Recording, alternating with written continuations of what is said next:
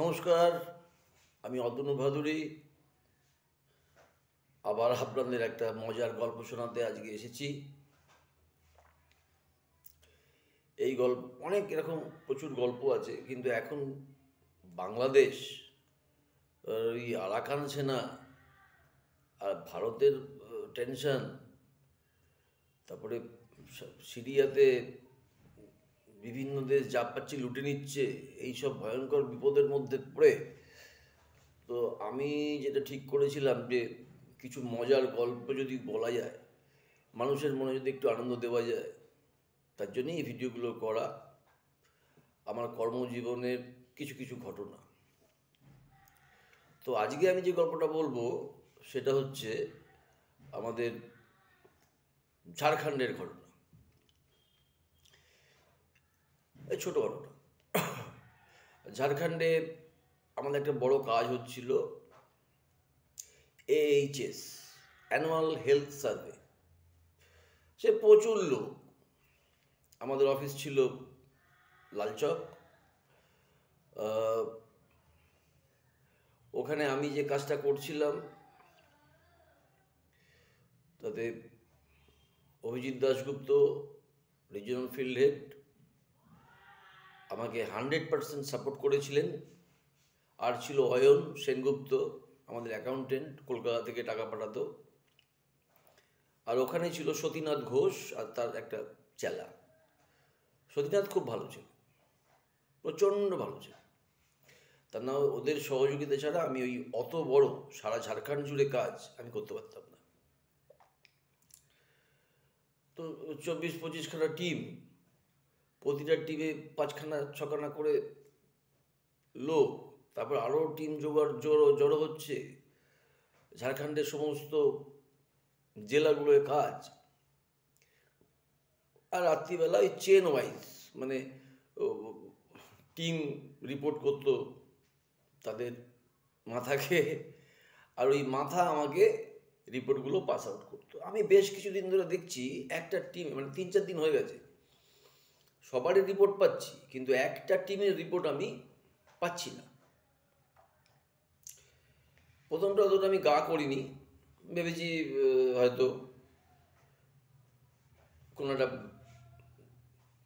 মানে এমন একটা জায়গায় আছে যেখান থেকে হয়তো রিপোর্টটা করা সম্ভব হচ্ছে না।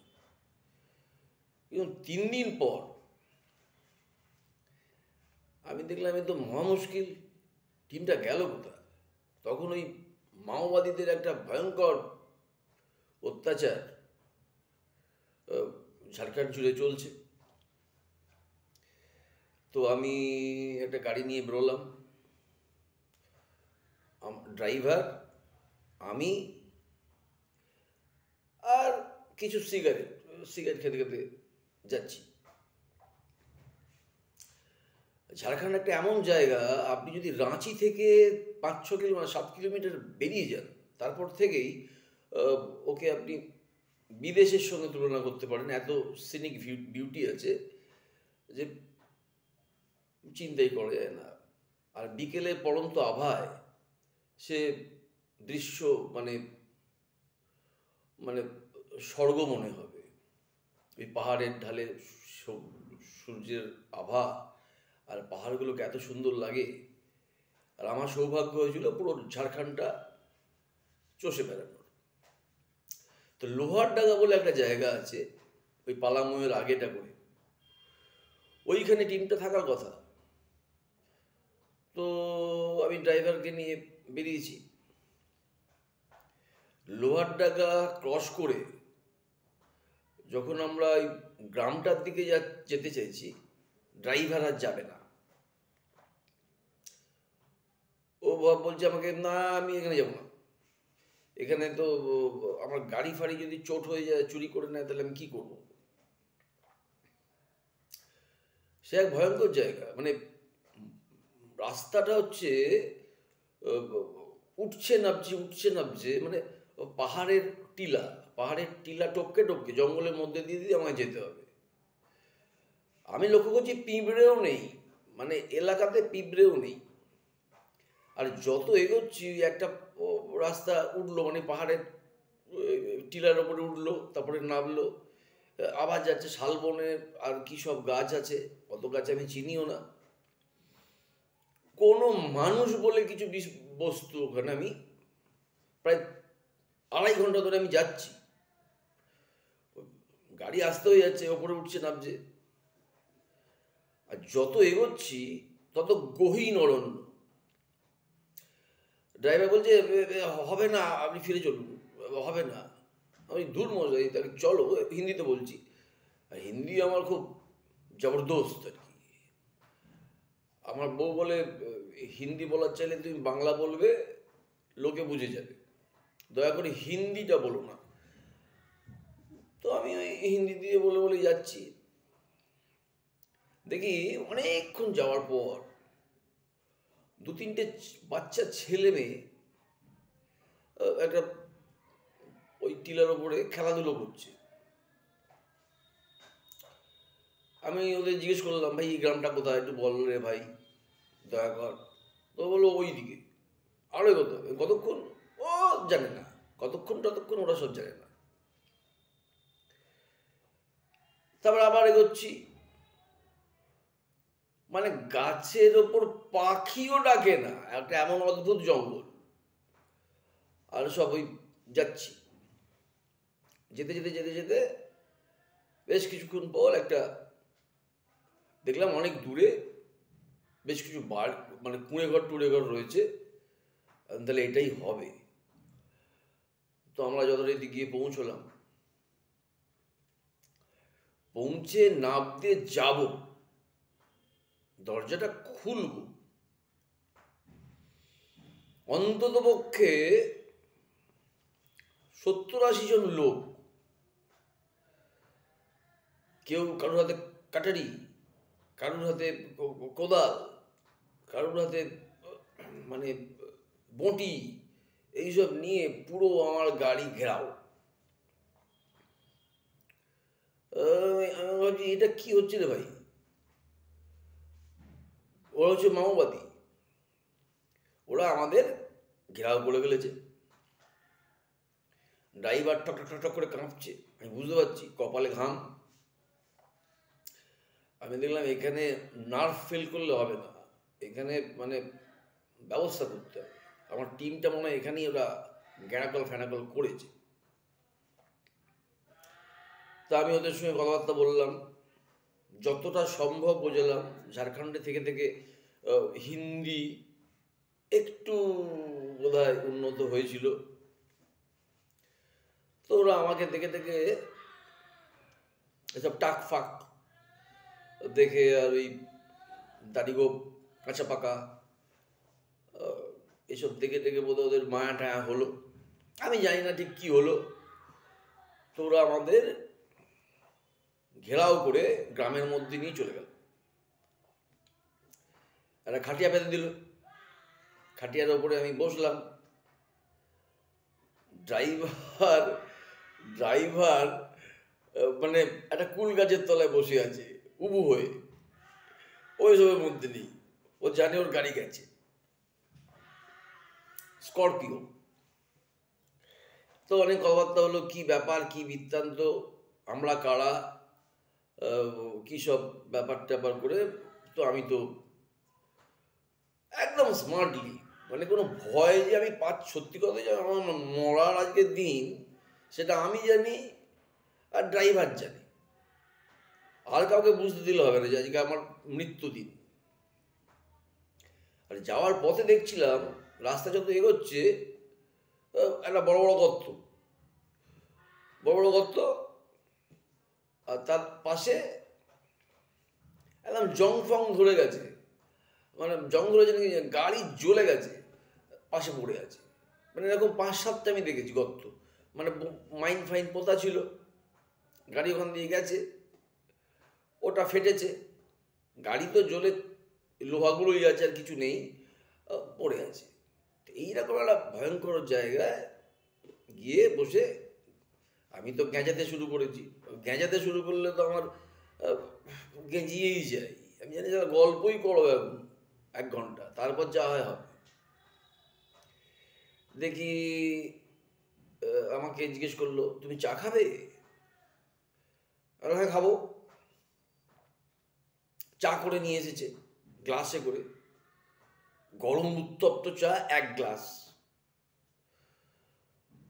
ওই স্টিলের গ্লাসে। ও কি খাওয়া যায়? ও তো ঠোঁট মোট সব পুড়ে যাবে। তো আমি তো কিছু করার নেই, খেতে তো হবেই। ও মা, চুমুক দিয়ে দেখি ওটাতে চিনি ফিনি নেই, গুড় দিয়েছে। গুড় গুড় কি গুড় যাই না, আখের গুড় টাখের গুড় হবে, ওইটা দিয়ে চা করেছে। আখের গুড়ের চা 1 গ্লাস ভর্তি আমাকে খেতে হবে। ঠিক আছে, আমি শালা খাওয়া যায় না, বই পাচ্ছে। তো খুব আনন্দ, মুচকি মুচকি হাসতে হাসতে আমি ওই চাটা খেলাম। খেয়ে দিয়ে বললাম, তাহলে আমার ছেলেরা কোথায়, আমার ছেলে মেয়ে কোথায়? সব বুঝেছে ওরা যে আমরা ওদের শত্রু নই, মানে মার্ডার করেনি। ওরা করেছে কি, একটা ঘরের মধ্যে ওদের সব কটাকে পুড়ে বাইরের দিকে শেকল লাগিয়ে তালা লাগিয়ে দিয়েছে। সে তো কিছুতেই বলে না কোথায় আছে ছেলে মেয়েগুলো। দেখো ভাই, এটা তোমাদের জন্য, যেমন ঢপবাজি যা হয় আর কি, করে ফোরে প্রায় 1.5 ঘন্টা পর ওরা বললো, আপনি এখানে বসো। কি বললো ভাষা, সব আদিবাসী, যে তুমি ভাই এখানে বসো, আমরা আনছি। দরজা খুলেছে, কোথায়, ওই ভেতরের দিকে কোন ঘরের মধ্যে, আমাকে যেতে দেয়নি। ও খুলে সব কটাকে নিয়ে এসেছে, 6 জন। তারা তো দেখে, আমাকে দেখে তো হাউমাউ করে কেঁদে ফেললো, মানে সব কাঁদছে। মানে মানে কষ্টের যে মানে কি পরিণতি সেটা আমি লক্ষ্য করছি। আমি কিন্তু একদম গম্ভীর, প্রাণ ধকধক করছে। ওই 6টাও যাবে, আমিও যাব, ড্রাইভারও যাবে, গাড়িও যাবে। কেন, তখনও কুড়ুল কাঁধে, কাটারি হাতে, বঁটি হাতে, এইসব ছেলে মেয়ে নির্বিশেষে সবাই। অনেক কষ্ট টষ্ট করে আমি অনেক বোঝালাম, মোড়লটা বুঝলো। বুঝলো কি না জানি না, আমি হয়তো দয়া হলো। তো এটা স্থির হলো যে হ্যাঁ, ওরা 6 দিন এখানে থাকবে, কাজ করবে, তোমাদের গ্রামেরই ভালো হবে। এইসব ঢপবাজি কি সব বললাম অনেক, সে তো বলা যায় না। অত আমাদের চিফ মিনিস্টারকেও টপকে গিয়েছিলাম মিথ্যে কথাতে। যাই হোক, তো ওরা ওদের বললো ঠিক আছে, আমরা এদের রাখছি। একটা স্কুল আছে ওখানে, সেটা কিন্তু পাকা। সেই স্কুলে আমাকে নিয়ে গেল, ঘেরাও ঘেরাও হয়ে আছি আমি, ও তার কোনো হয়নি। আমি গম্ভীর হয়ে গেলাম, গিয়ে দেখি হ্যাঁ, স্কুল ঘরটাতে থাকা ফাঁকা যাবে। প্রাণ ধকধক করছে। ঠিক আছে, তুমি তাহলে আমার টিমকে এই ঘরে এখানে রাখো তোমরা, আর তোমরাই এসব এদের সাহায্য করো যাতে এরা ওই সমীক্ষাটা করতে পারে, মানে হেলথ সার্ভেটা। তো ওরা মাওবাদী, মাওবাদী মানেই নৃশংস নয়, মাওবাদী মানেই মার্ডারার নয়। ওদের একটা নীতি আছে, সেই নীতিটা ওরা ওই পুলিশ, সরকারি কর্মচারী, হ্যান ত্যান, ওদের ওপরই ফেলা। এরা গিয়ে একদম স্টেট বলেছিল যে আমরা ইন্ডিয়া গভর্নমেন্টের লোক। ঢপ, যেই শুনেছি ইন্ডিয়া গভর্নমেন্টের লোক, কট লক অ্যান্ড কি। হ্যাঁ, ওসব কিছু নয় ভাই, আমরা একটা সংস্থা থেকে এসেছি, আমরা একটা সমীক্ষা করছি, আমার ছেলেগুলো করবে, এই রিপোর্ট জমা পড়বে, তোমাদের কি অভাব অভিযোগ আছে সেগুলো তোমরা বলবে, সেইভাবে অ্যাকশন হবে। 2 ঘন্টা 3 ঘন্টার ঢপবাজি তো আর এক্ষুনি বলা যাবে না, এসব অনেক কিছু করেছি। তো ওরা কি করলো, ওরা স্কুল বাড়িতে ওদের রাখলো আমার লোকগুলোকে, যাদের রিপোর্টে আমি পাচ্ছিলাম না, হাওয়া হয়ে গিয়েছিল। ড্রাইভার একটু ধাতস্থ হয়েছে, দেখি কুল খাচ্ছে, ওখানে অনেক কুল গাছ, কুল খাচ্ছে। আমাকেও এনে দিয়েছে একটা বাচ্চা মেয়ে, এত কুল। তো কুল তো হেভি টক। যাই হোক, রাখলো। এবার মোড়লের সঙ্গে আবারও কথা বললাম ভালোভাবে। মোড়ল বলল, ঠিক আছে, ওদের খাওয়া দাওয়ার বন্দোবস্ত আমরাই করব। মানে ভাবুন, মাওবাদী বোম মেরে গাড়ি উড়িয়ে দিচ্ছে, রাস্তায় দেখেছি আমি, আমাকে ঘেরাও, তারপর কাঁধ থেকে আস্তে আস্তে কুড়ুল নিচে চলে গেল। মোড়ল বলল, ওই স্কুলে রাখবো, খাওয়ারও আমরা দেবো। ওরা 6 দিন ছিল, ওদের রান্না বান্না করে খাইয়েছে ওই মাওবাদীগুলো, ওদের পুরো গ্রামটা। তারপরে 2-3টে সংলগ্ন গ্রাম ওরা কভার করেছে, ওরা যা যা রিপোর্ট নেবার নিয়েছে। তারপরে আমাকে আর আমার ড্রাইভারকে, ড্রাইভার চালাচ্ছে, বলছে আপনারা এদিক দিয়ে যাবেন না, আপনি ওই দিক দিয়ে যান। ড্রাইভার আমার দিকে তাকাচ্ছে, সে গ্রাম টপকে আবার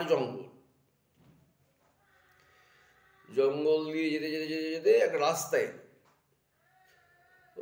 ঘেঁষ ফেলা, মানে পিচের রাস্তাও নয়, ঘেঁষ টেস ফেলে রেখে দিয়ে সুরকি মুরকি।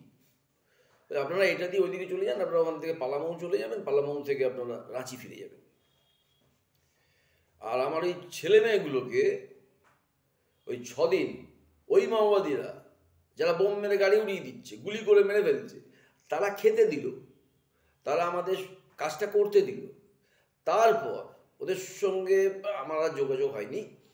কাজ হওয়ার পর ওদের সব কটাকে, ওই 6টা না 7টা নিয়ে আবার ওই রাস্তাটা নিয়ে গিয়ে ওরা রাঁচির গাড়ি ধরিয়ে দিল। রাঁচি তো গেলে হবে না, ওদের তো পরের ট্রিপ পালামৌ। তো ওরা ওই পালামৌ হয়ে রাঁচি যাবে, এরকম কি একটা করেছে। তো যাই হোক, লোহারডাগা এমন একটা অদ্ভুত জায়গা, যেখানে একটাই এটিএম কাউন্টার SBI এর, আর কোনো এটিএম কাউন্টার নেই, সেটা চলে না। তো যাই হোক, ওরা ওই বাসে তুলে দিল, আমার টিম কাজ করে ফিরল। তো কপালে ওটাও লেখা ছিল, মাওবাদীদের বুঝিয়ে সুঝিয়ে নিজের দিকে নিয়ে এসে নিজের কাজটা করা। এটাই আমার আজকের গল্প। ভালো লাগলে একটা লাইক দেবেন, আর সাবস্ক্রিপশন বাটনটা একটু ক্লিক করে দেবেন, আর বেল আইকনটা একটু ক্লিক করে দেবেন। আমার একটা ফেসবুক পেজ আছে, ওটাকে ফলো দিয়ে রাখবেন, তাহলে সঙ্গে সঙ্গে আমার পরের ভিডিও এবং তার নোটিফিকেশন আপনারা পেয়ে যাবেন। এর পরের গল্পে আমি বলবো বিহারের গুমলা জেলার এক বিপত্তির কথা। ভালো থাকবেন, সুস্থ থাকবেন, আর এই ভারত বাংলাদেশ বিতর্ক চলতেই থাকবে। তার মাঝে মাঝে আমার একটু গল্প শুনবেন, মনটা ভালো হবে। ধন্যবাদ।